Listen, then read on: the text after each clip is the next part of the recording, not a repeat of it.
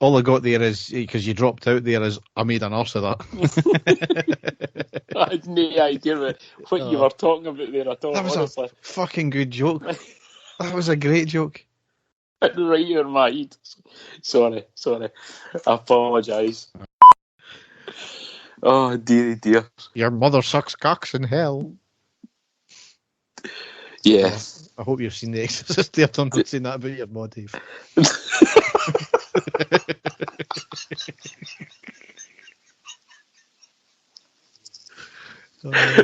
Thankfully, for a change, I didn't know what you were on about there. Yeah. There's not a lot of times that's the case, but I didn't know what you were on about there. And the stadium erupts in red, white and blue. You've never seen anything like it. Let's go.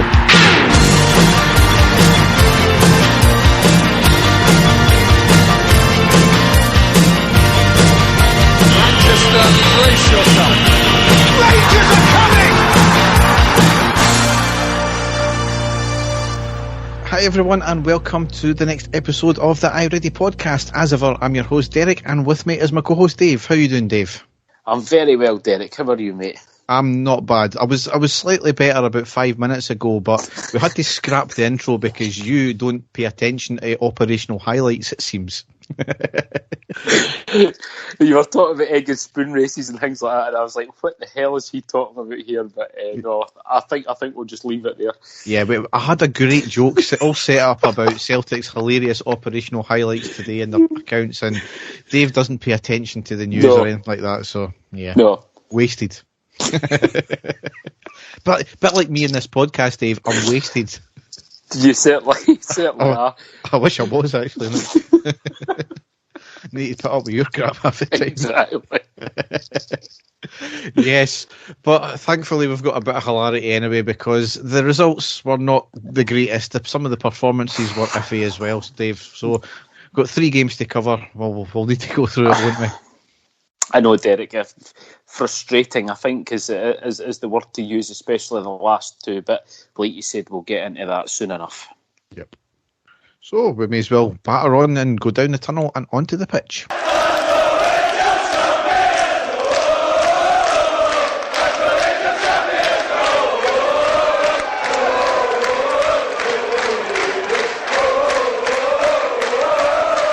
So the first game we've got to cover, and unfortunately it's the only win of the 3 games we've got to cover, which was Saturday the 11th of September. It was a 2-1 win away against St Johnstone in the Premiership.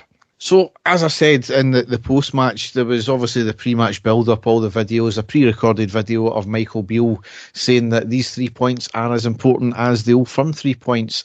And as I said in the post-match, the players seemed to forget that, I think, didn't they? Yes, I know.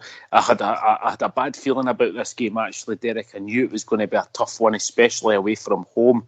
I know St Johnstone had lost a couple of their sort of top players, but you know, with Callum Davidson, he's got them very well organised, hasn't he? And he's got them playing excellent. I had a feeling this was going to be a real tough one for us.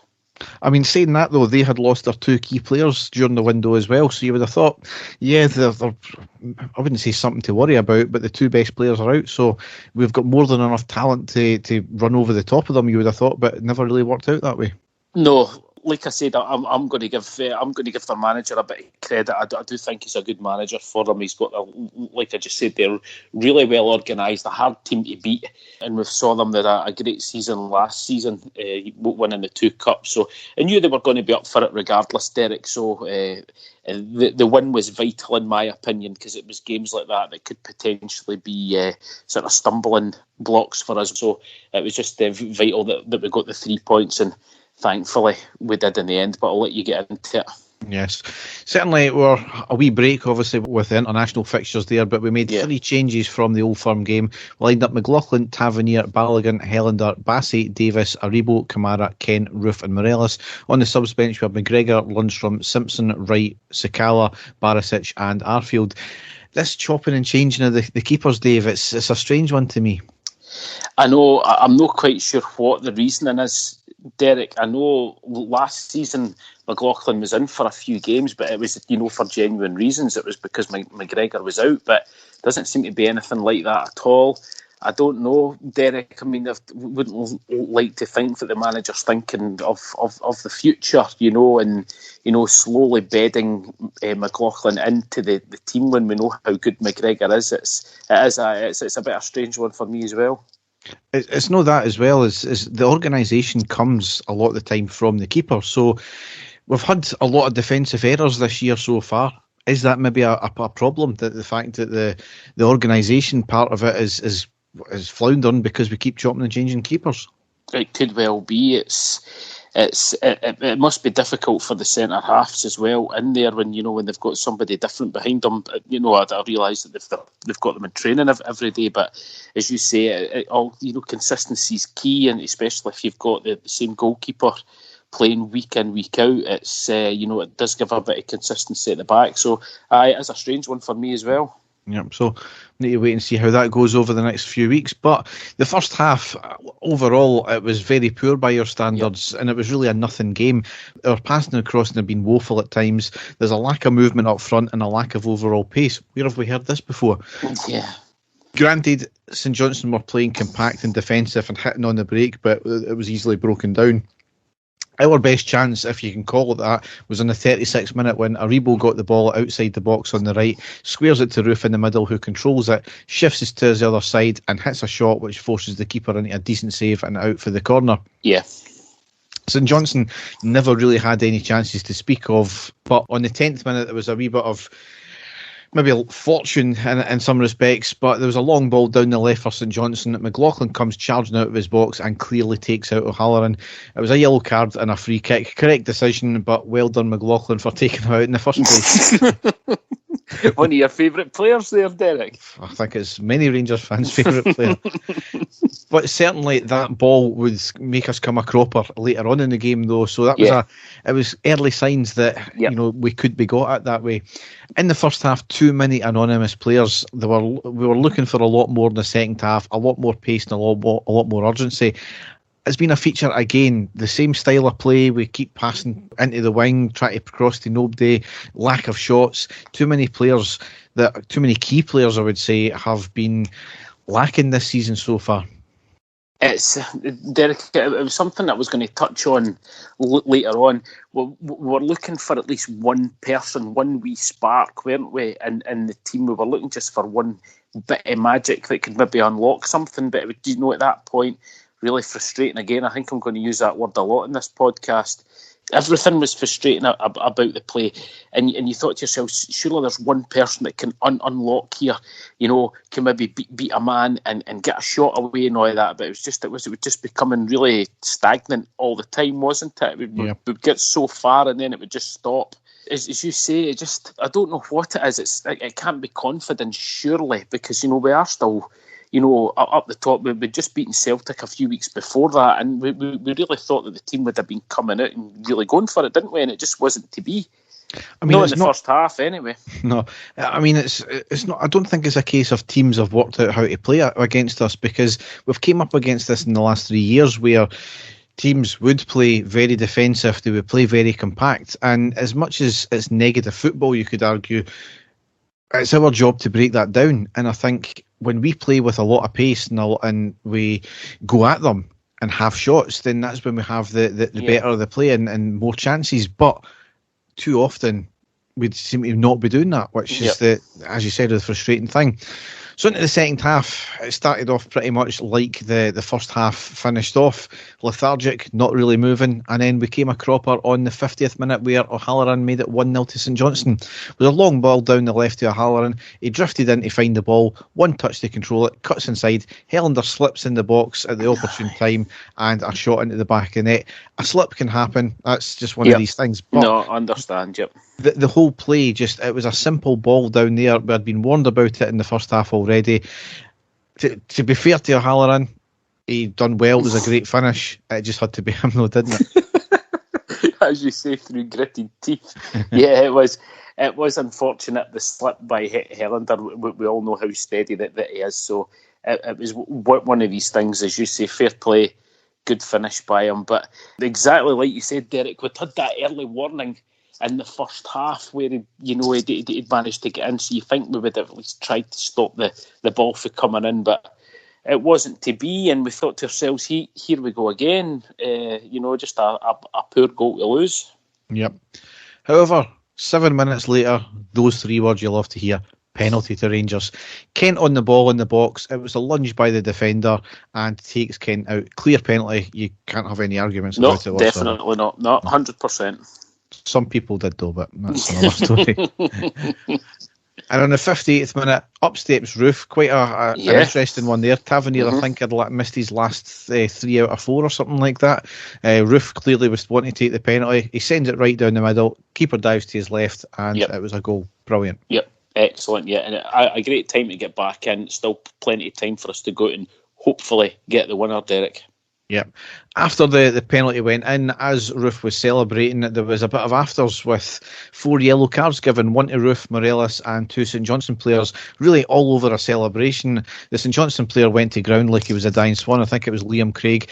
In fairness, Morelos came running over with his arm out. It wasn't a punch, no matter what anybody tries to tell us.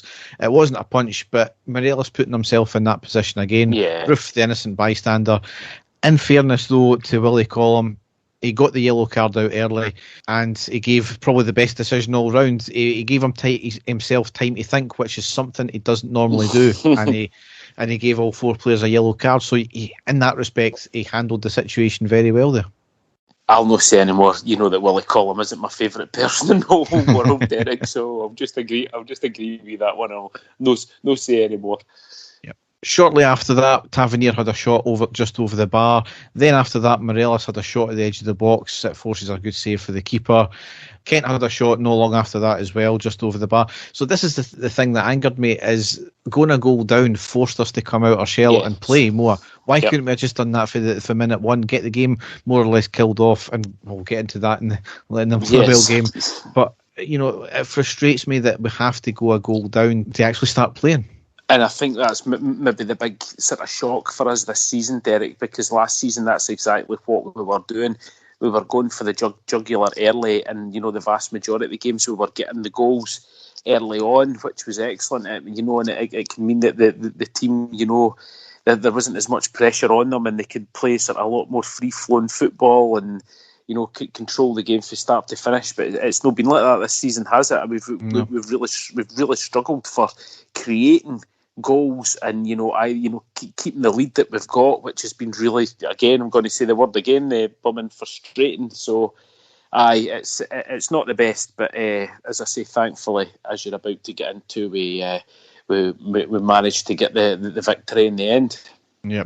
Before that, though, on the 73rd minute, a bit of controversy, because Roof had been already picked up a yellow card. There was a cross in from the right. Morelos nods it down. Keeper saves it. Roof hands the ball out the keeper's hands and kicks it into the net.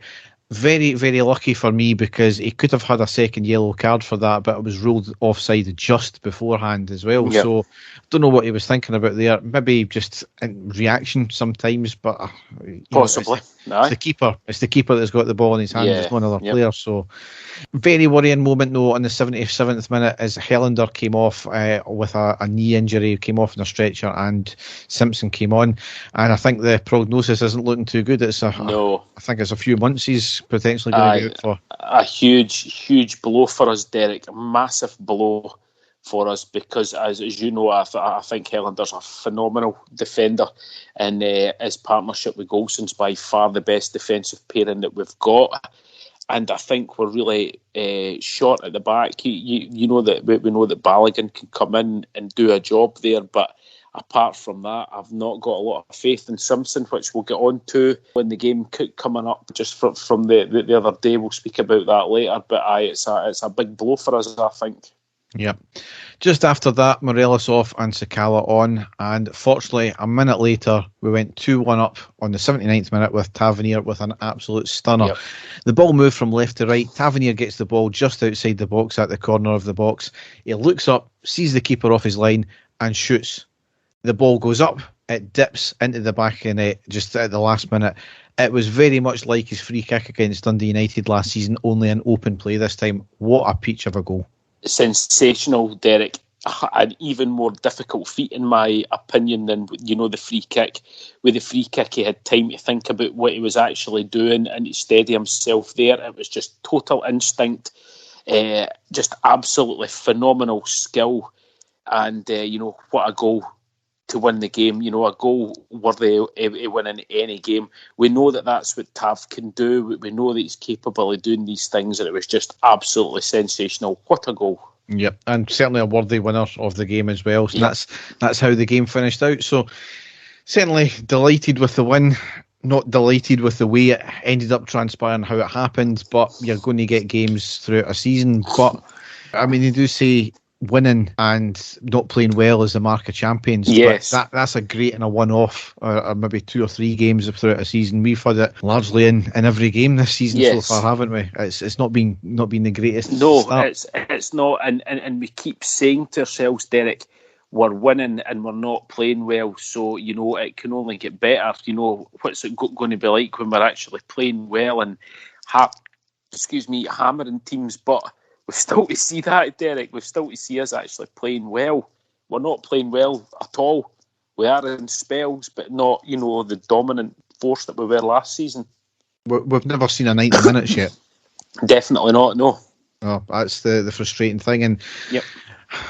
It's not as if we've came up against world-beating teams, so far. I mean, obviously European games aside, but it is early on in the season. I would like to think that what we'll get onto in Motherwell will give the team a big kick up in the arse, but we'll wait and see. Yeah. However, into the next game, though, was Thursday, the 16th of September. It was at home against Lyon in the Europa League Group 8, Game 1, and we lost 2-0, unfortunately. And I wasn't too downhearted at the result, to be honest, because I felt we had played exceptionally well in the first half, poor in the second half, although neither keeper had a great deal to do. Yeah, Derek, I'm going to have to let you go solo on this one because, as you know, I was working. I've only saw brief highlights of the games, and unfortunately I saw the goals we conceded, especially the second one, which I'm sure you're going to get into as well, which was bitterly disappointing. But I'll have to let you go through the game here because I've not got much to add, unfortunately. Yeah. Well, before that, though, on the morning of the game, the Lyon team bus was spray painted, and yeah, I mean, I think that sums it up. I know folk are saying, "Oh, it's bloody just spray paint. It's only just a bus." It's no. It's absolutely pointless. I mean, what the point I tried to make to someone is, what does it gain Rangers? What does it gain our fans? It's just a bad name for us once again. And I know it's a spray paint. It could be washed off. It's just a bus. But it's really just, it's mindless vandalism. If somebody spray painted your car or your van or your vehicle or whatever, you wouldn't like it. You'd be phoning the police on it. So, Derek, why do it? To me, it's just another negative press that we've already got. We've got enough negative presses as the media in this country, the powers that be, the people who hate us, are looking for any type of ammunition against us, aren't they? Anything at all. And to me, as you say, it's just mindless stupidity. It's an act of vandalism, but taking aside what they've done, surely when they were done it, they must have said to themselves, this is going to, or I'd like to think that they would say to themselves, this is going to get so much negative press, everybody's going to pounce on this, everybody, newspaper, media, in the country is going to be printing this off if we do this. But no, it happens anyway, and again, that's us, the supporters, again, get total negative press and giving the media any excuse to have a pop at us. That's the way that I feel about it, Derek. It's just stupid, and there was no need for it at all. No, I mean, I've seen somebody post up saying that, Rangers fans on Twitter tell us don't listen to what the media says, don't click on their stuff, and then when something like this happens, I wonder what they're saying. That's really no the point either. It's the fact that they're writing a negative story about us. Now, see if they're making up shit, then that's one thing, and you can actually fight against that, like what's been happening. However, when you give, as you said, give them the ammunition to write negative shit about us, it's just an own goal every single time. But we'll move on, because things like that is not going to change with that certain section of fan base, will it? So the next thing here was absolutely comical, though, because BT were planning on having Neil Lennon and Chris Sutton and Ibrox to cover the early Celtic game. However, Rangers refused them access. Tabloids were claiming it was on the grounds of, they've said that they can't guarantee their safety. I'm really not sure if that has been the case. It kicked up the usual stushy from the usual suspects, and Lennon was reported to have sought legal advice. Oh, God. For what? I don't know. I think it was for something like loss of earnings or something like that, Derek, because he was having he wasn't able to fulfil his media duties or something like that. I don't know how, if they managed to do it another way or something like that. But again, though, Derek, it's this sensationalism that the media would love. You just knew that they would pounce on it, and it was quite incredible. It was like the main stories that were, reported in Scotland on the news and stuff like that. It was absolutely incredible that that's what they had to report on. With everything else that's going on in the country, that was the main news. And there was the fact that Lennon and Sutton didn't get into Ibrox, or they weren't allowed and stuff like that. It's quite incredible. I mean, Sutton for the last 20 years has made his money from basically just having a go at Rangers for the least wee thing, and he's a clever guy for that fact, because he's playing up to an audience, and yep. BT are employing him for that very reason. And it creates people speaking about it, which means he's on BT, and it gives them a good name. And BT are doing it for the right reasons, but the wrong way, if you know what I mean. They're doing it for viewers and clicks. And I don't know. I think that Neil Lennon would have got a standing ovation if it came out. To be perfectly honest with you. But it's more the fact that apparently Sutton's been banned since last March, when he was started up all his crap again. And Neil Lennon, just saying the name, it speaks for itself. I was right in front of him when he gave the "Get It Up You" sign to us fans. I was giving him no abuse as well, but he was doing that to me and the fans in general. So why should he be allowed access to give free rein? I know he wasn't commenting on the Rangers game or anything like that, but why have him there in the first place? That's just BT being lazy. But a story for another day, as usual. Exactly, yes. So we have made 4 changes from the St Johnstone game. We lined up McGregor, Tavernier, Goldson, Balogun, Barisic, Lundstrom, Davis, Kamara, Aribo, Kent and Morelos. On the subs bench were McLaughlin, McCrory, Bassey, Patterson, Bacuna, Wright, Roof, Kelly, Sakala, Arfield and McClelland. So on the first half, we started off very brightly. We were passing very well, forcing into him a lot of mistakes. Leon's passing was woeful in the first half, I would have said. We were passing the ball about well, and definitely the more hungrier the teams. It was a decent performance. In fact, I would have said it was a better than decent performance. It was a pretty good performance, despite being a goal down. Up until around the 20th minute, we were, I would say, by far the better team. We were pressing when we needed to, keeping our shape. We were very crisp passing, forcing Lyon into a lot of passing mistakes. Lyon then started to come back into it after that. They were not playing better, I just think they were matching us. And then one mistake in the middle of the park from Kent and a piece of stunning finishing, and we found ourselves 1-0 down. That was on the 23rd minute. Kent loses the ball cheaply in midfield. The ball passes to the left, drives the ball forward, cuts inside, does a step over. Lundstrom completely outdone. Poor play potentially from Lundstrom there, but the Lyon attacker hits a stunning 20-yard curling shot into the bottom right. It was against the run of play, I would have said, despite Stephen Craig and the co-commentator saying that Lyon deserved the lead. One mistake and a piece of stunning finishing, and that was all the good play outdone. Yeah, Derek, and I think that's possibly the disappointing bit for me, is it all came from a mistake. Again, we have been used to seeing us playing in Europe the last sort of 3 seasons and almost flawless performances. And that's the big disappointing part, isn't it? Is the fact that we were undone by something that we had control of. And as you say, it all started with Kent cheaply giving the ball away in midfield. And when you're playing against a team like that, you just can't afford to do anything like that, can you? And you're punished. And taking nothing away for the guy, like you said, that the finish was sensational. But just again, disappointing that we got ourselves in that position.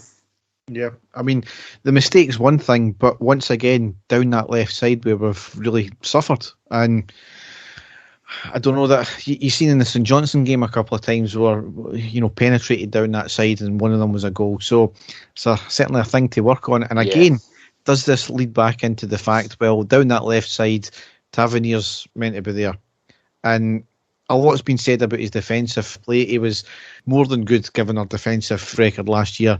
Are we seeing the same mistakes from the same people creeping back in? I hope not. I hope not, Derek. But no, you're totally right there, especially.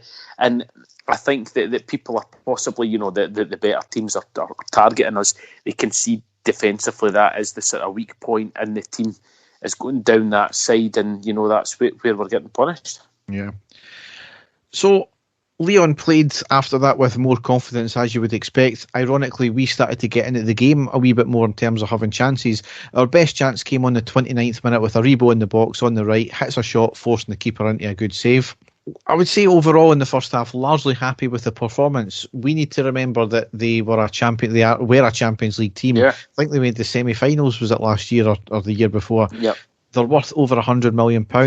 We held our own, and we've shown that they can be vulnerable. But we also have shown that we can be vulnerable, obviously losing the goal.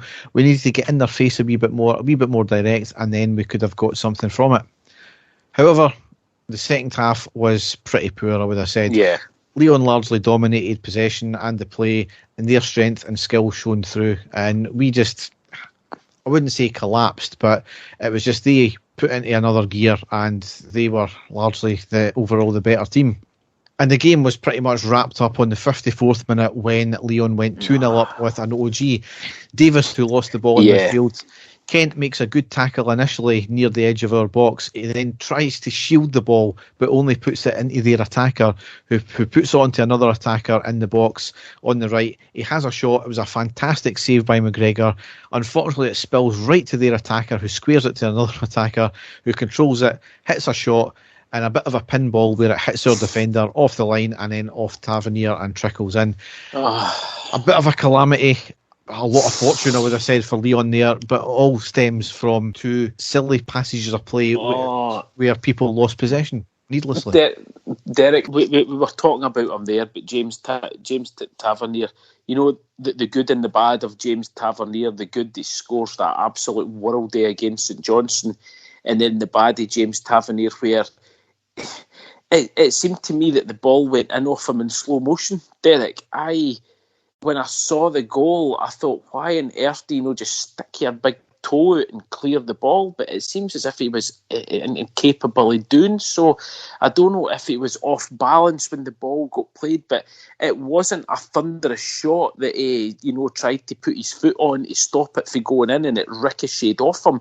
It seemed to be like a sclaff, and it sort of passed to him and flicked up over one bit of his foot and into the goal. It was absolutely disastrous, Derek. Do you think I'm being too hard on him? But I just feel that it was like a simple, just stick your foot out and get rid of the ball, but he just didn't seem to do it. Was he caught in two minds? Did he think it was going in a bit higher? Did he think it was going to be a harder shot? I honestly don't know. I think Tav could have done a hell of a lot better, Derek. I really do. To me, I don't think you can really blame Tavernier as much. I just think it was poor by two players by losing possession. There was a lot of fortune in the goal as well. It was a great save by McGregor. Couldn't do nothing about the rebound. It just fell to the right player at the right time. I think somebody should have been picking up the attacker that the ball got squared to. But again, maybe that was a symptom of the fact that nobody was expecting the ball to go to that way. And maybe that's why Tavernier was at the position he was, because he was expecting maybe the ball to get followed up from that side rather than coming more to the other side. But I don't know. It was to me. It wasn't like your own goal where a shot hits you or you're sliding in to try and divert it, but ends up going, or it just accidentally bounces off you. It seemed as if it just trundled over his foot, Derek, and he had time to get rid of it, and he didn't.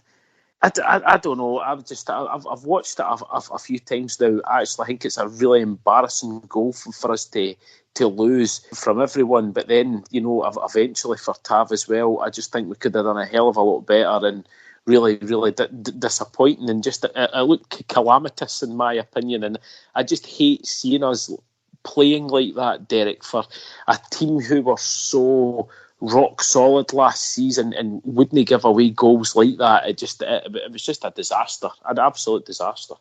I mean, what I've found so far this season has been rarely worldies. There's always been a part of us that's been to blame by making a mistake in the first place. But it seems to be that last season, one player would make a mistake, the rest of the team would cover them exceptionally well, and then it wouldn't lead to a goal. Whereas this season so far, and it's going back to Rangers of 3 seasons ago, where one player would make a mistake, and then it would be a calamity trying to cover for that, which would lead to another mistake, which would then lead to another mistake and a goal. It just seems to be, certainly in this goal here, it seems to be in the first goal there, it seems to be on the Motherwell goal we'll get to as well, which I've only seen the once, to be honest. Yeah. It just seems to be that we go to bits when one player makes a mistake, where that wasn't happening last year. The team were rock solid, whereas now everybody's making a mistake when one mistake happens. Yep, no, completely. But anyway, after that, Davis came off on the 60th minute. Wright came on. Davis had a stinking performance, I felt. Is a question playing him that much as well. He's 36, 37. He's played the European games for Northern Ireland. He's still playing every game for Rangers. There's certainly got to be a limit of how many games a player that age can play at this level. I think not even a player of that age, Derek, that's a lot of games for a guy, 10 years younger than him to play.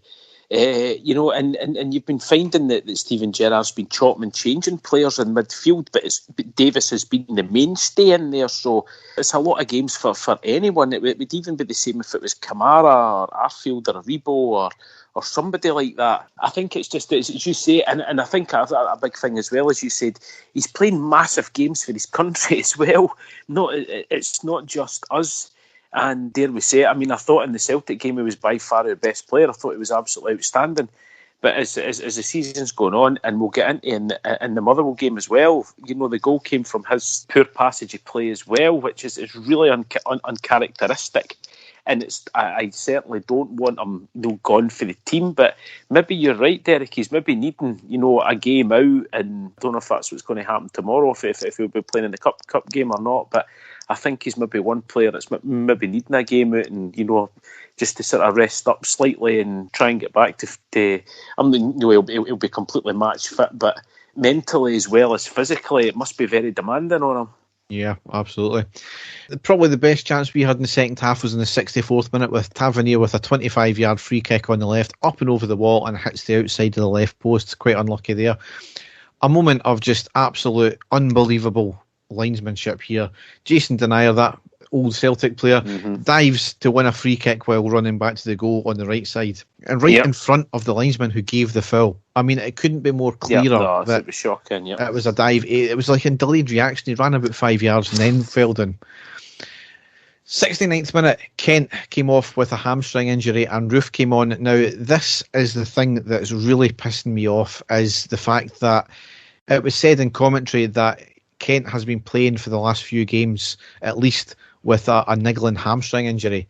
Why has he been playing all the games constantly? It's led to this even worse hamstring injury now, and he's clearly not been playing to the best of his ability.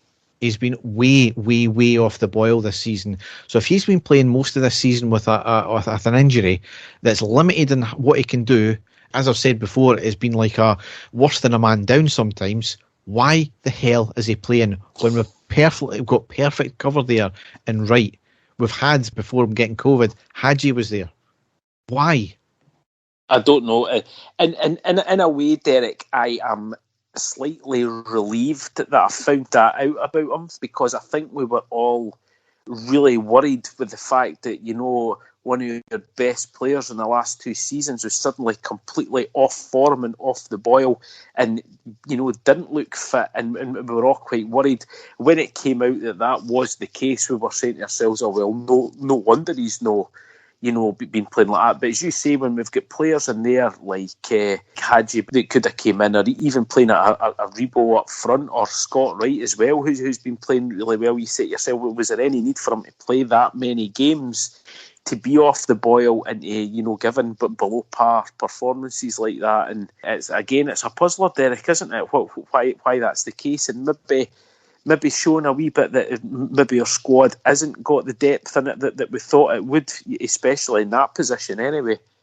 I think we have got the squad. I just think we're severely hampered with injuries and COVID stuff now, and that's just one of these things we're going to need to deal with. Every team will get injuries, and last year was no exception, but we seem to deal with it a wee bit more. But I think we're maybe now seeing that the manager may have his favourites, and this is the thing that maybe needs to stop, is you play the player who's in form and who's right for the game, not just because he costs a lot of money or is your favourite or he done a great turn last year.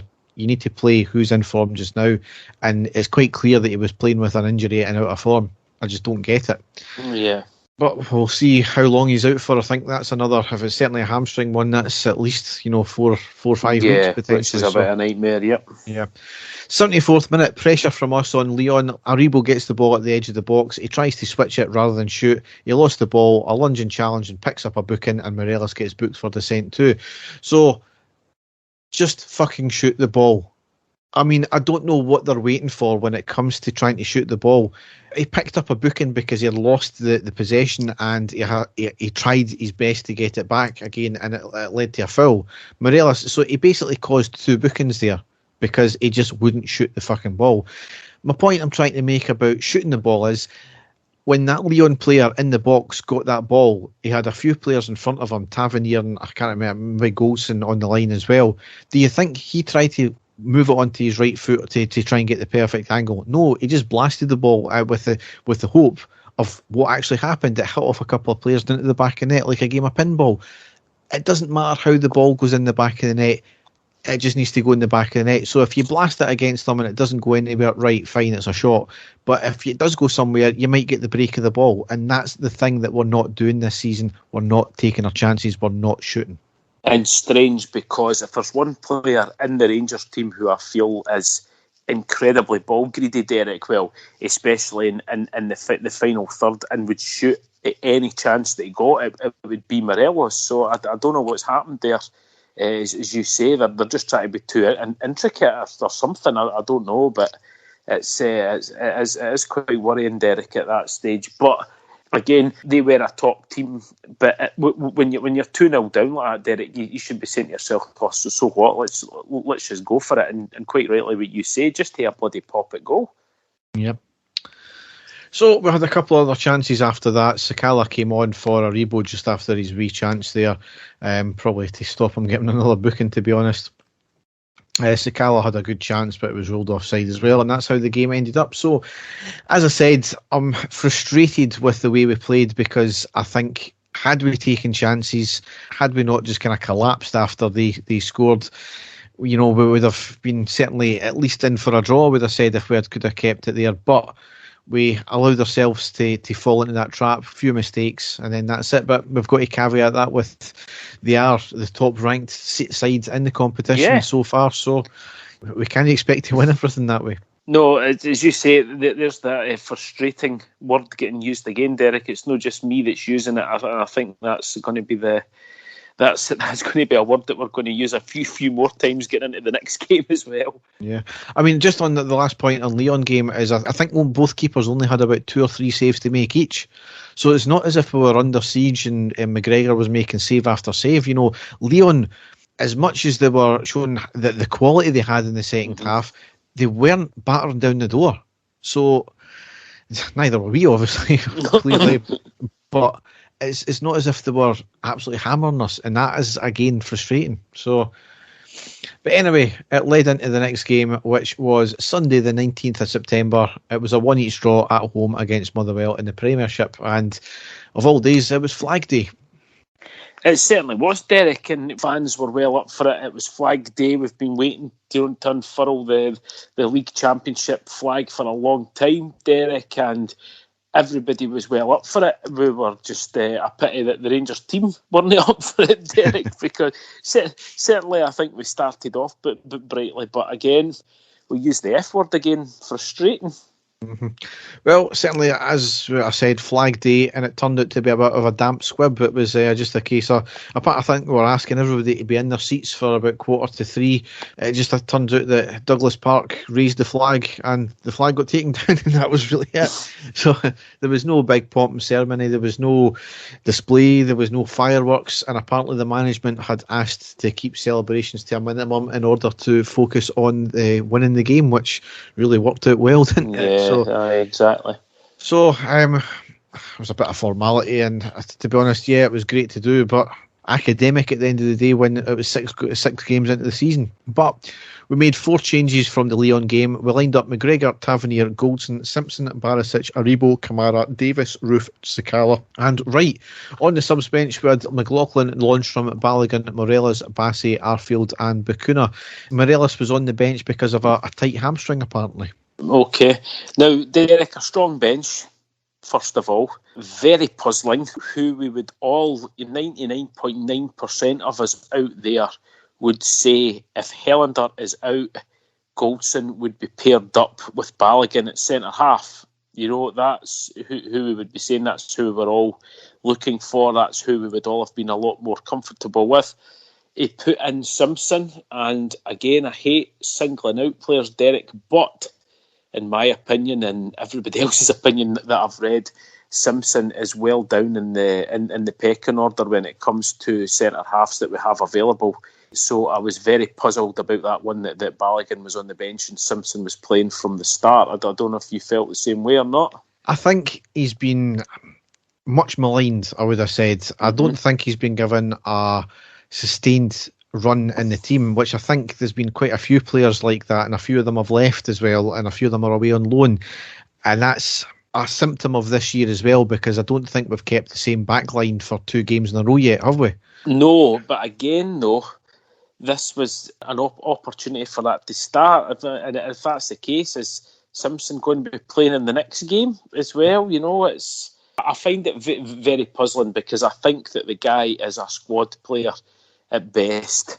I know you're saying that he's much maligned, but you can only go on what you've watched, Derek. And when I've watched him, I've not been overly impressed by the guy. I'll be completely honest. Doesn't mean to say I hate him and he shouldn't be getting his chance, but I just think for games like this, for these games that we're wanting to go out and win, he should be playing the best 2 available defenders. In my opinion, it would be Goldson and Balogun for that, with Helander being out. I mean, the thing is, though, Dave, you say that the games that we want to win, we're Rangers, we want to win every single game. I know. There's a few other ones there as well. I mean, Barisic hasn't kicked a ball this season, I don't think. No. I think he's been bang off form. I don't know if he's carrying an injury. I know, obviously, he was at the Euro Championships and he picked up a knock as well, and I think he only got 1 game against Scotland as well, of all teams. Aribo, fair enough. Davis has been off the boil in the last few games. Roof definitely needs a start. Sakala, I'm glad he was starting. Wright, he was obviously the natural replacement for Kent there. As you said, Simpson, maybe not the best thing, but what I would like to have seen is Bassey starting as well, because I think when he's played, he's been outstanding. Yep, he certainly has, yeah. Yep. But in the first half, though, we were very impressive, I felt. Arguably the best we've seen this in any half this season. Chasing everything, playing with pace and intent, some lovely passages of play and some good passing. Motherwell were playing very compact, sometimes with 11 behind the ball, and they were breaking quick and they were pressing us when we were trying to get back out of defence as well. We had a worrying moment on the 11th minute, though, when Motherwell got the break of the ball in space in the box.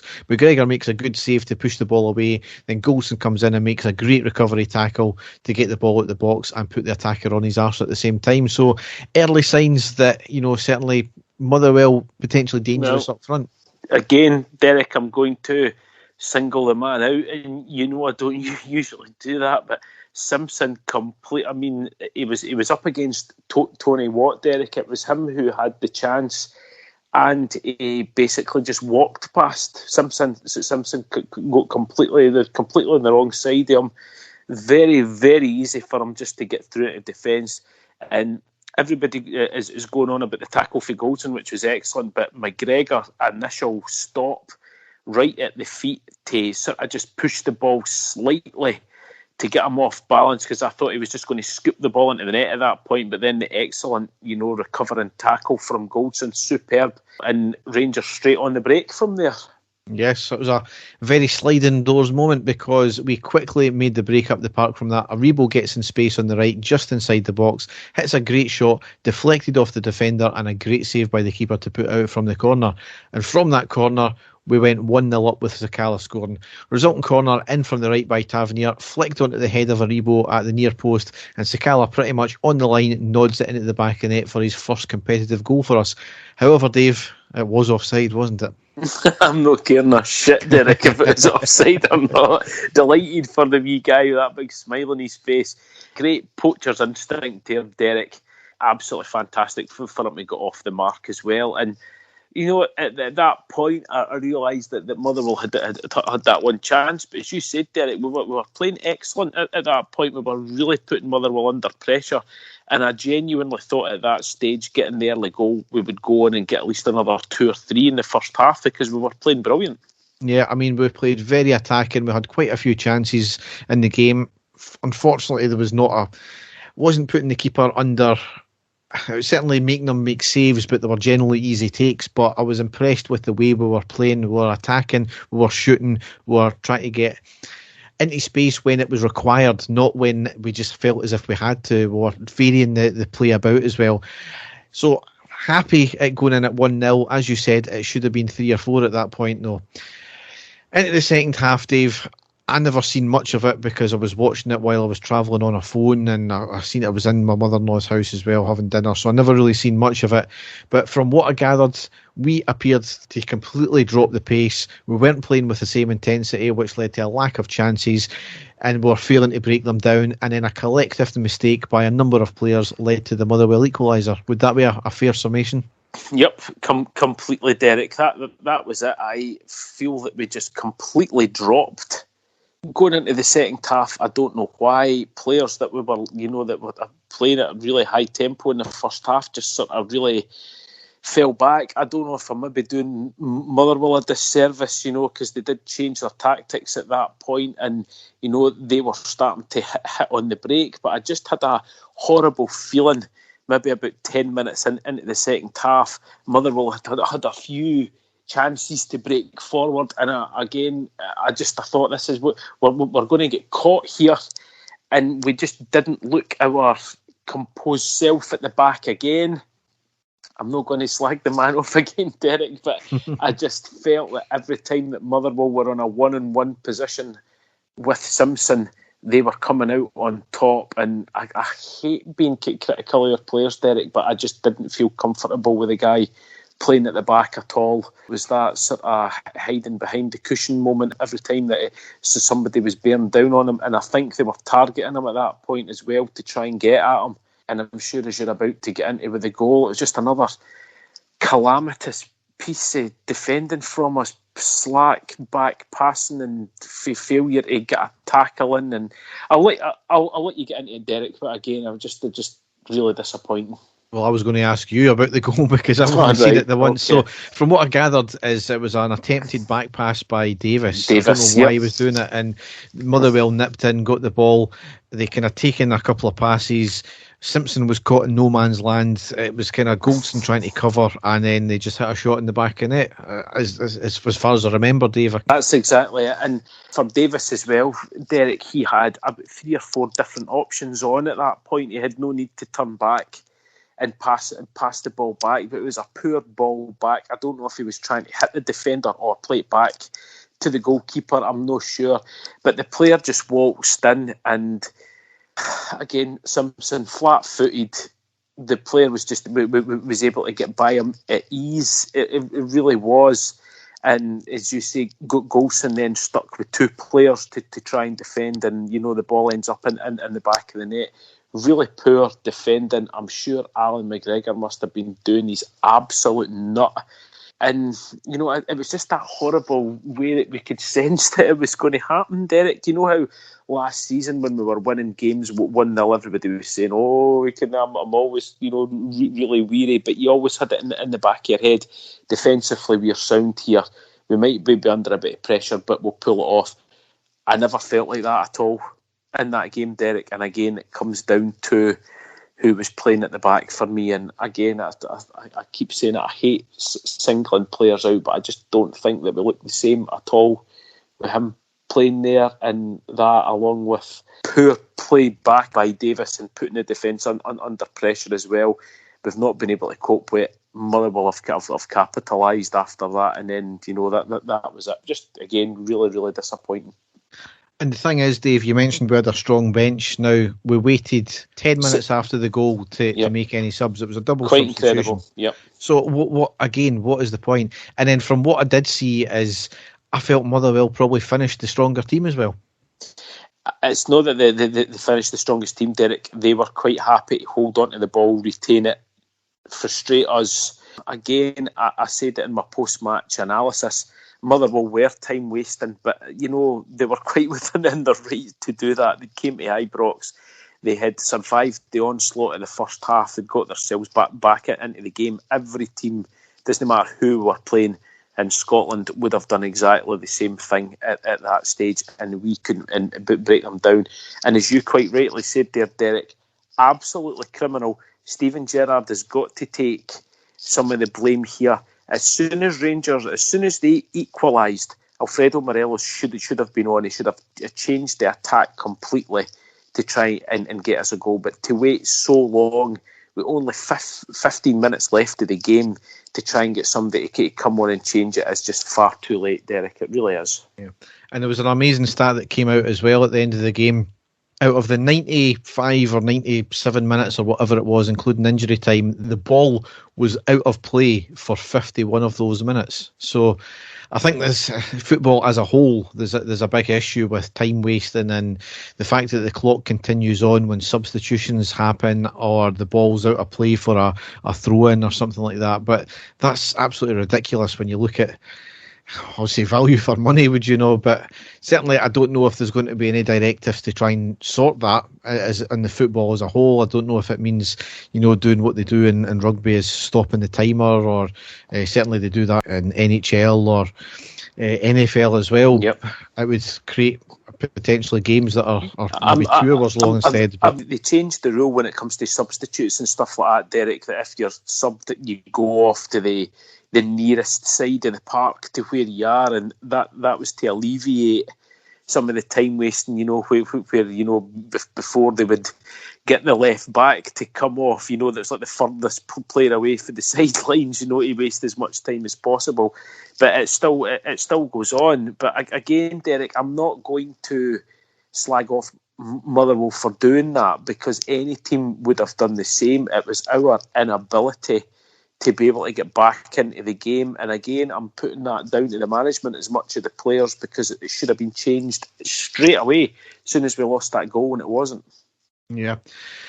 And what is even more frustrating and arguably kind of fortunate about the result, though, is Celtic lost against Livingston on the same day as well. So, fortunate in the fact that we never lost any points to them. We've actually gained a point over them, but it's a gap of 4 points when it should have been a gap of 6 points. Yep. Derek, again, the F word, frustrating. That was incredible that we've slipped up there. They're not any great shakes, Derek, but they are going to be our main rivals in the league this season, without a shadow of a doubt. And for us to have been 6 points ahead of them so early on this season, it would be massive. And that's a huge chance blown there. And again, I'm just really, really annoyed and pissed off about it. I really am, because we had the chance there to do that. So, again, really disappointing and really frustrating, Derek. Yeah. At the same time, though, to be 4 points ahead of them at this stage of the season, and considering we've not really kicked our own arse this season so far, I would say it's pretty good going. Well, we'll wait and see. I'm still feeling a bit raw about the last two games, Derek, especially that last one. So we'll wait and see. Yeah. So in the table, we are on played 6, won 4, drawn 1, lost 1, scored 11, conceded 5, goal difference plus 6, and we're on 13 points. We're topped by a point over Hibs, who are on 12 points. But it's academic at this point anyway. So the games to come, we have got a game, what will be tonight when you listen to this, hopefully, is Wednesday the 22nd of September. It's at home against Livingston in the League Cup quarter-final. That's a 19:45 kick-off. Fortunately, it's at home. We've already beat them this season, but just typical, they'll be on a high after beating Celtic. Obviously, the leveller is their pitch, which they're not going to have as well, but we need to buck up our ideas as well. Definitely. Saturday the 25th of September is the next one. It's away against Dundee in the Premiership. That's a 3 o'clock kick-off. Then we're into our next Europa League game. That's game 2 of Group A. That's on Thursday the 30th of September, away against Sparta Prague. 17:45 kick-off. No fans allowed in the stadium because they have got a stadium ban. Always found that very harsh on the away fans. However, it was announced today that they are going to allow some of their fans in the stadium, and it's going to be like school kids, I think, as well. So all right, okay. There's some atmosphere there, but it'll be a bit weird anyway. Yeah. And the last game before the international break is Sunday the 3rd of October. It's at home against Hibs in the Premiership. That's a 3 o'clock kick-off as well. So a potential top of the table clash right there. Yeah, definitely, Derek. And another one that, go out and win that, potentially 3 points clear, anybody at that point. So, no, be 4 points clear, I should say. So, that's a huge game as well. Really need to go out. We just need to start, improving, Derek, improving all over the pitch. And we really still haven't seen an out-and-out victory for the club. Do you know, the Celtic game was the closest we came, even though there was certain parts in that game, but I think that's been about the only one where we've been mostly in control of the whole game and got the victory. We really need to go out. We're needing to score goals, Derek. That's the main thing. We're needing to go out and actually score a few goals against a team, and we've still to see it happening this season. So here's hope we can do it. Yes. So we'll go now into the classic match. And then it is. The final whistle's gone. Rangers have won the European Cup Winners' Cup. So, Dave, you have got the last game of a certain player called Butch, haven't you? That's right. I scouring sort of the archives of Rangers videos as I do, and I came across a match in 1989. It was actually the last game that Ray Wilkins played for Rangers, absolute superstar of a player. He came to Rangers at the end of his career, but made a huge impact. Very popular with the Rangers fans. I can just remember him playing for Rangers. I think I was only 13, 14 when he left, but I can still remember him playing.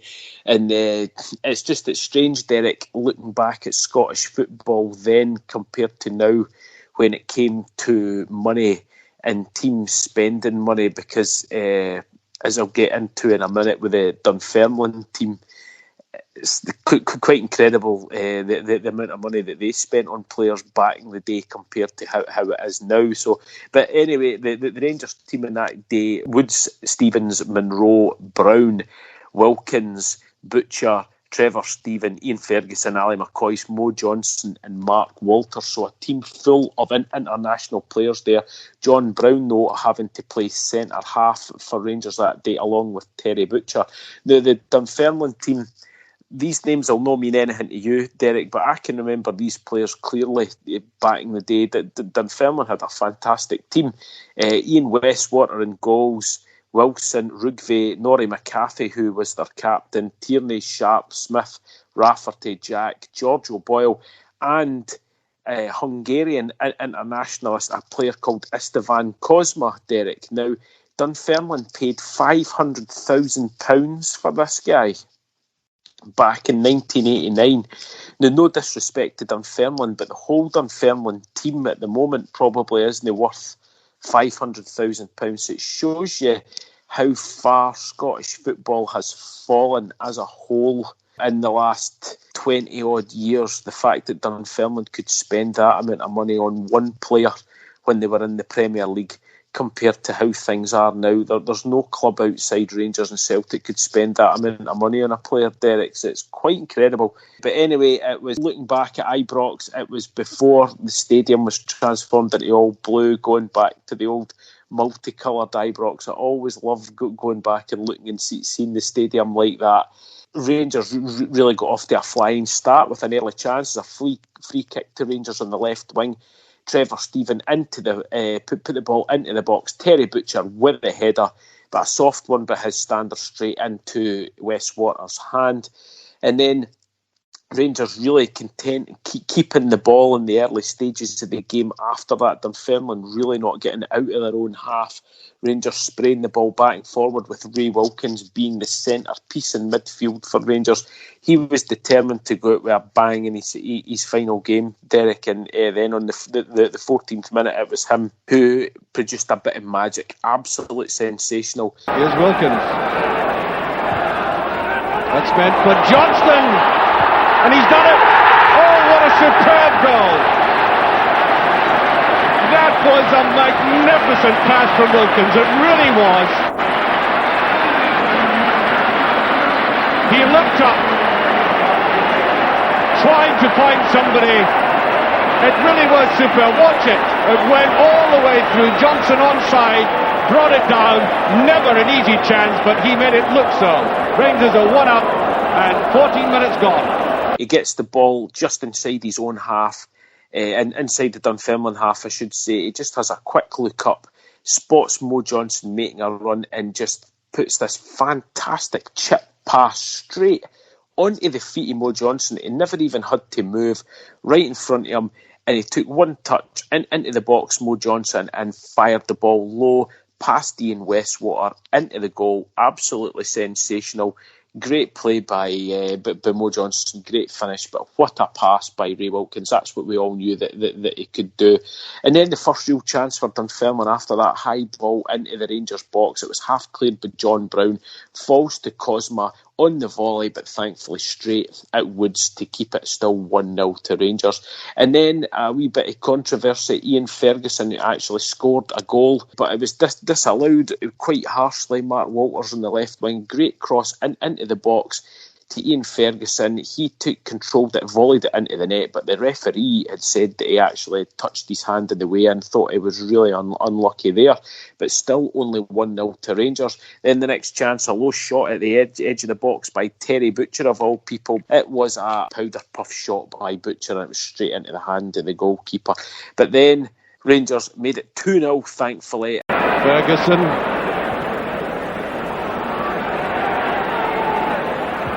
That's the expected cross. Butcher is up, and he's good.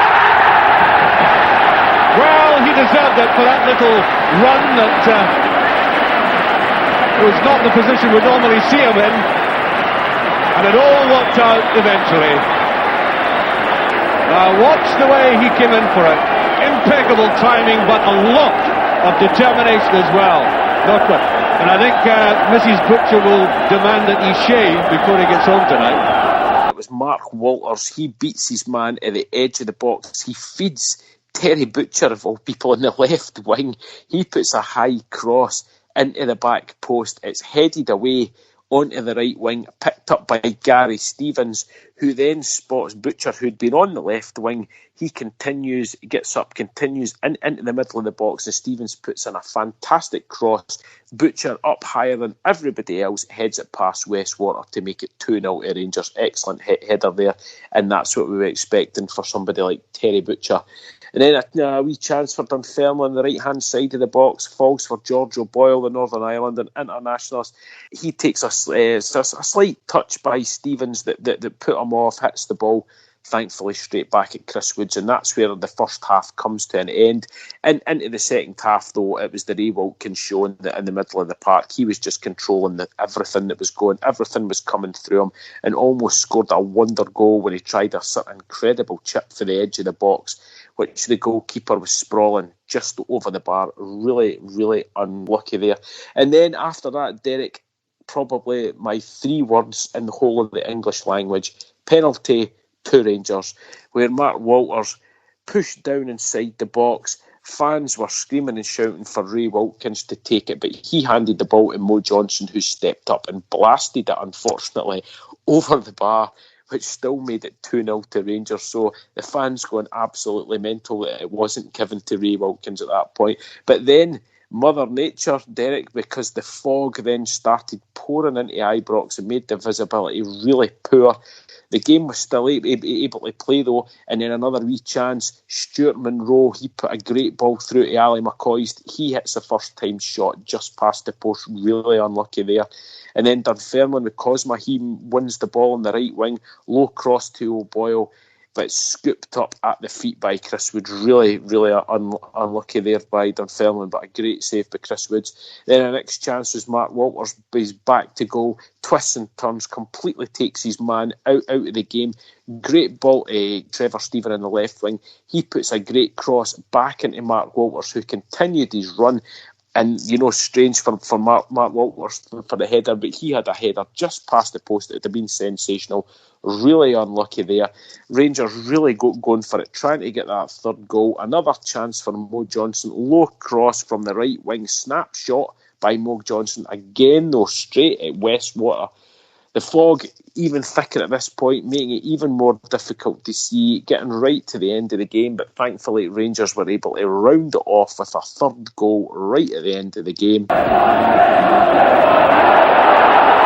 Now, here's Johnson with a chance. Here's McCoy. He must score. He's done it.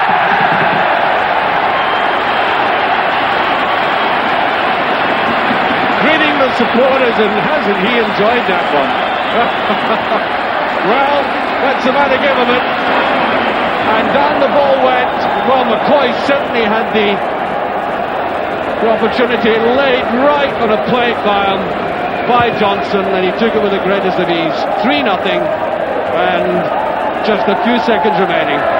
Mo Johnson this time, a through ball, 1-on-1. He spots Ali McCoy's completely unmarked and totally unselfish, just lays the ball off to Super Ali, who's able to walk the ball into the empty net to make it 3-0 to Rangers. Final score, very emotional at the end. You can see Ray Wilkins going round everyone, clapping. You can see it on his face. He was really, really sad at that point for leaving Rangers. And the interview at the end, it was fantastic. Archie McPherson speaking to Ray Wilkins there just to show him how much the club meant to him and how much his time at Rangers had been really, really, really special for him. So for guys like yourself, Derek, and younger, that didn't get a chance to watch a lot of Ray Wilkins playing for Rangers, it was at the end of his career, but he was still an absolute class actor. If you go back and watch that, he just completely controlled the whole game for me, and very, very fitting. The Rangers fans at the end giving him a fantastic send-off from the club. And a man that's greatly missed, a man that always talked up the Scottish game, and especially Rangers as well, and really sad that he's no longer with us, Derek. No, certainly not. And, a game before my time, obviously, watching some of the highlights there, just what a player he was, even the very short spell he was with us. Also, as well, the penalty missed by Ferguson. You got the amazing commentary with Archie McPherson when he missed it, just going, woofed. That's Archie. Never change Archie, please. No. But yes, so Dave will be back with another classic match next episode. So we'll now go into the news.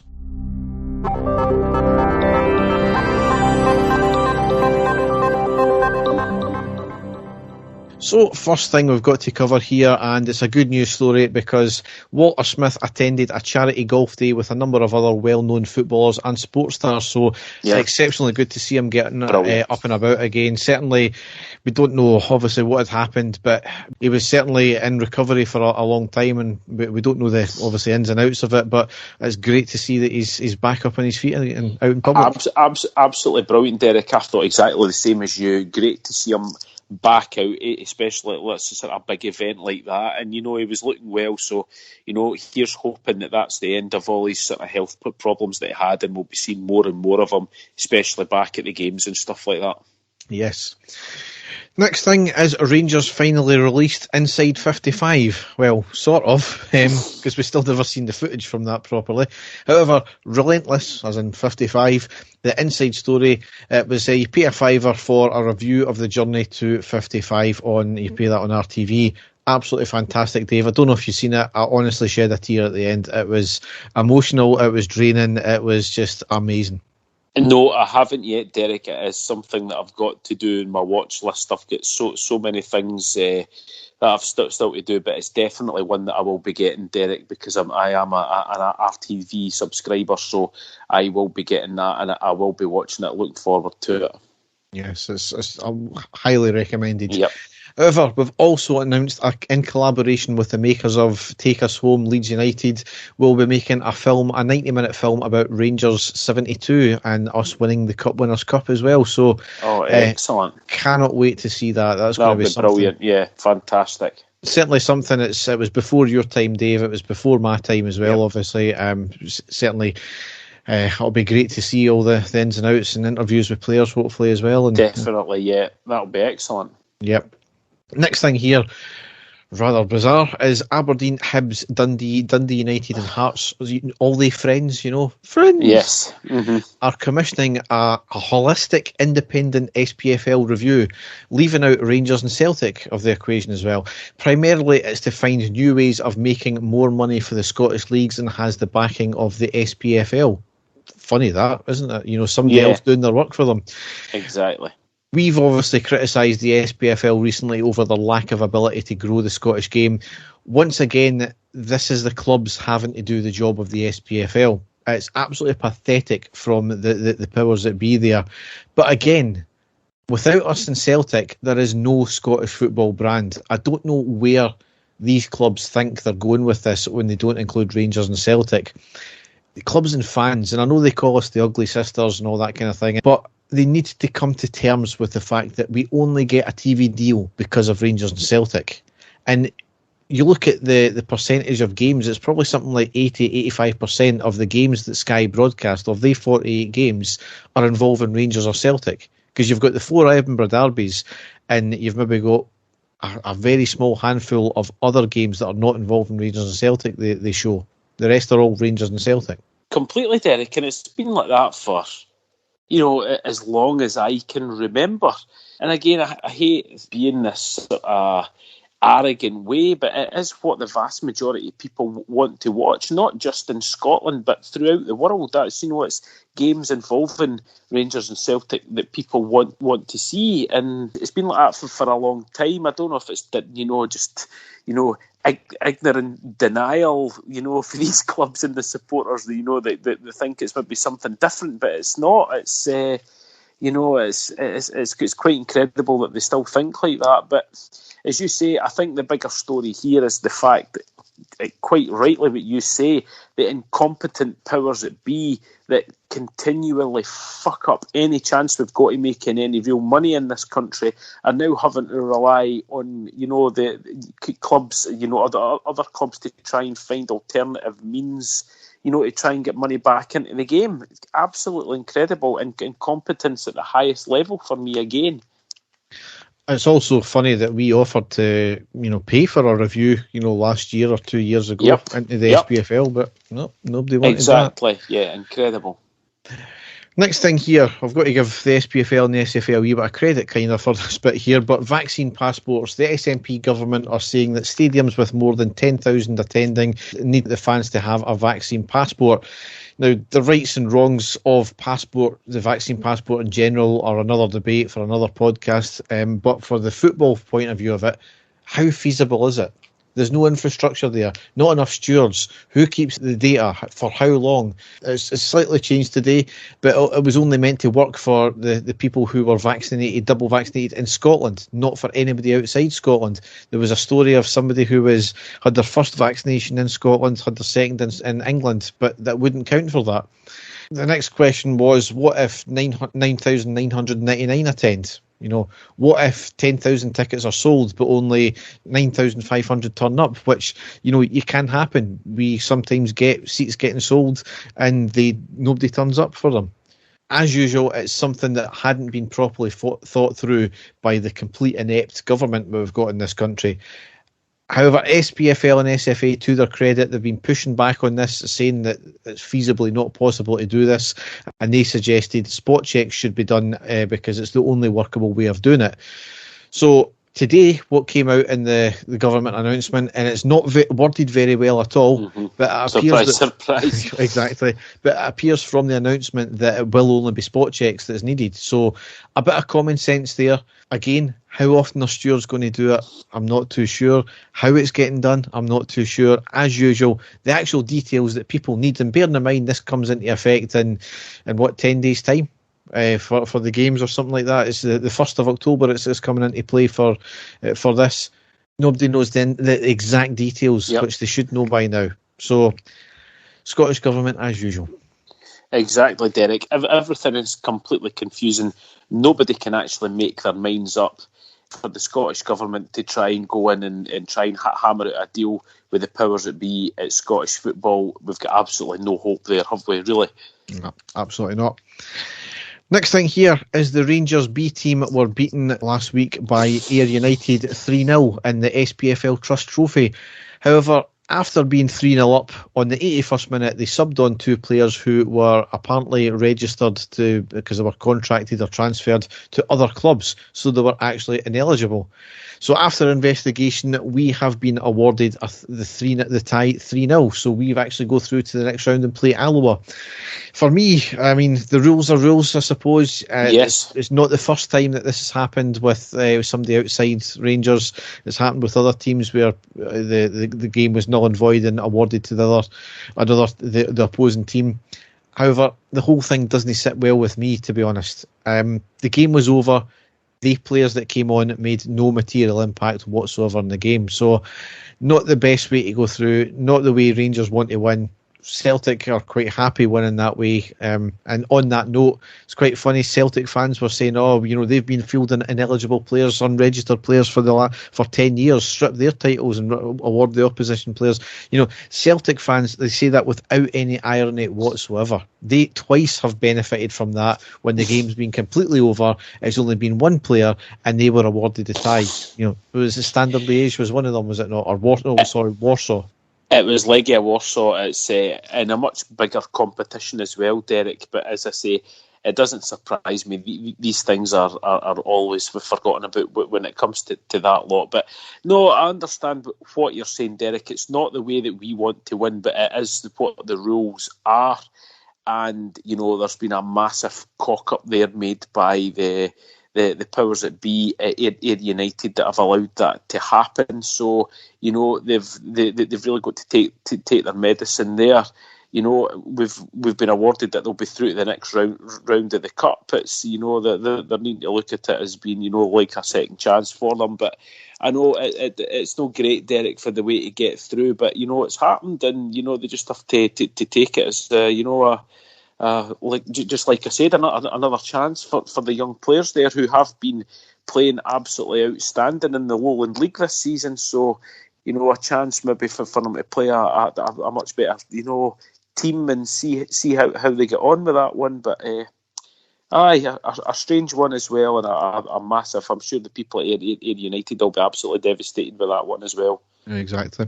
I mean, Barry Ferguson's Alloa as well, so it'll be a tough game. Certainly another level above again. Try to exercise some demons as well from previous games against them. Aye, definitely. Yep. So the last piece of football news here I've got, and it's not strictly about us, and it's about them on the other side of the city, but we try and only talk about us, but it does have a kind of effect on us, as their accounts were announced today as well, and I'm sure ours is going to show a loss as well, but Celtic have shown a loss of £11.5 million for the season up until the end of June this year. Up until the same period last year, they shown a £100,000 profit. So that shows you how big an impact that everything's had over the last year. Now, obviously, COVID has largely kind of been, the main impactor on that one there. However, there's also been the difference in transfer revenue, showing a loss of £4 million from the amount of players they've brought in to the amount of players they've sold over that period. And they also had to pay £630,000 termination payments to Lennon. More importantly, on the back of this, though, is they've got a £16.5 million loan still outstanding. That is mega. They've got that to the bank, I believe, as well. So all it takes is some financial issue to happen, which, the world's fucked up now with everything. But, all it takes is for the bank to call in that loan, and they're facing a situation like we were doing. Now, we had, and apparently from last year's accounts, we had an £11 million loss, and that was partly to do with COVID. Not a great deal, but it was partly to do. And we had more transfer spending at that point as well than Celtic did. We've had the same COVID issues, but we've had no loans and we've had no termination fees either. We did have stadium upgrades throughout that point though as well. Yep. However, one major factor though is our retail deal with Castore will be significant. So I'm expecting losses when our latest accounts come out. I think it'll be November time, I think it normally is. But I'm not 100% convinced they'll be as bad as the losses that Celtic have made this year. If you also factor in that we've had 48,000 season tickets last year as well, whereas there are lots of reports of Celtic fans asking for refunds from last year, I think we are going to be in possibly a better situation. However, I would say we've had a hell of a lot more outgoings and not many incomings in terms of transfers. So we'll wait and see how that transpires. Nothing to add there, Derek. I realise that's up to a certain point. That they've got that, and obviously they've went out and sold quite a few of their players and got quite big money for that. So I don't know if that's to sort of subsidise the amount of money that they've lost and things like that. But you telling us, saying there about that loan, I'm quite surprised about that. That's a massive amount of money that that they've got a loan for the bank there. And quite right, you said we're in uncertain times, Derek, so I'll be keeping a close eye on that one. Yeah. However, one hilarious moment is the fact that they put in their operational highlights of the last year is they were runners-up in the SPFL. Is this what you were talking about earlier on, Dave? Yes, Dave. So do tell.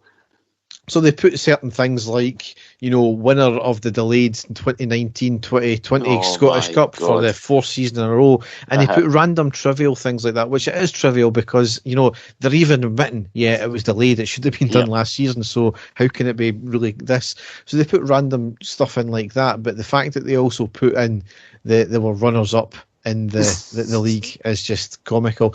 What they also should have put in though is they were voted the second best atmosphere for a stadium in the UK because they finished up runners up to us once again. So oh dearie dear. It's as if they'll put anything down as an achievement, Derek. You know what I mean? That's but I suppose being second to how well we played last season, Derek. It's no too bad. But it's comical stuff. It really is. And as you say, that other wee bit right at the end, just to let them know that the second best atmosphere you could get is for something to say. But the fact that they came second to us as well is just hilarious. I mean, there's a joke, a sex joke related to finishing second there, but that actually shines somebody in a good light there. So, trust you to know that one. So, moving on that note, Reverend arrested after allegedly recording threesome with dominatrices at the altar. Okay. A priest in the US was arrested after he allegedly recorded himself having a threesome with two dominatrices at the altar. Reverend Travis Clark, what a name, was detained at St Peter's and Paul Roman Catholic Church in Louisiana on the 30th of September after a passerby noticed what was going on and called the police. This obviously is either in the future or it was last year. The women were dressed in corsets and high heels, and stage lighting and sex toys were found at the scene, as well as a phone and a camera mounted on tripods. Oh, according to court God. documents. Wasn't it the only tripod that was going on, was it? Clark reportedly told police that the women were his guests and friends. You bet they were. Clark, who has been a pastor at the church since last year, was charged with obscenity, according to NOLA.com. Mindy Dixon, a porn star and dominatrix for hire, and Melissa Cheng were also charged with obscenity. The former posted on social media on the 29th of September saying that she was on her way to meet another dominatrix and defile a house of God. The Archdiocese announced that it had suspended Clark from the ministry the day after he was arrested. Clark was released from jail on a $25,000 bail and could face between 6 months and 3 years in prison if convicted. Archbishop Gregory Imond subsequently visited the altar and performed a ritual to restore its sanctity.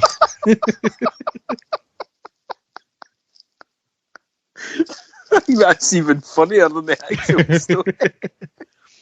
Town council member and lifelong member of the church, Kat Walsh, said she had always found Clark likeable and hard-working, but said that the arrest had upset her parishioners. According to NOLA.com, she said, "What upsets me? Why did he have to do that there? I'm upset for all of us, the parishioners of the church. Why there? Neither the Archdiocese nor Clark have made public comment about the arrest." There you go. Pearl River Mayor David McQueen said, "There hasn't been a whole lot of talk. They're all kind of hush-hush about it." Aye. Don't we know, Derek? Don't we know? The story gets better here because there's a second bit. The Archbishop has set fire to the altar after it was allegedly used in a priesthood. He set fire to it. Oh my God. So it's had a ritual to make it holy again, and then it got set fire to as well. Yes, that's okay. Amazing. Oh my God! On that note, so Dave, the less said that about the better. There's a lot that could be said, Derek, but we'll just decline at this moment in time. The power of Christ compel you. So, on that note, we will end the podcast. So, as ever, if you want to check out all the other stuff that we do, you can go to our website, which is ireadypodcast.wordpress.com. I don't think I've updated anything from this season so far, so I need to get my finger out, Dave, don't I? You say that every single time, Derek, so it's just laziness in your part. I mean, it's not as if you do much for this podcast, is it? No, pretty much no. Just up for the next 4 hours, into the wee hours of the morning. Probably into tomorrow as well before the game. I know, but Derek, see if you actually stop watching porn at night, you would probably get it done, no bother. Quite probably. No comment. So, Dave, I've obviously got the game tonight. It needs to be a good result. It really needs to be because we need to win a cup this year, I think, don't we? I've actually saw on Sky Sports there that Gary McAllister said it could be the return of Aeneas Hadji and possibly Nathan Patterson back into the Rangers team as well. So certainly needing a wee spark. I think, Derek, maybe those two players could be the ones that could provide that. So here's just hoping that we get a good, straightforward victory. Derek, I'm not even going on about us, having an absolute dominant performance. I think I would just be happy with a good, straightforward, professional victory. A clean sheet, preferably, and a couple of goals just to see us through to the next round. I would be happy with that. Yes. So, all that's left to say is thanks for listening and goodbye. Good luck tomorrow, Rangers, and thanks for listening, folks. Take care. Bye-bye. And the stadium erupts in red, white and blue. You've never seen anything like it. Let's go.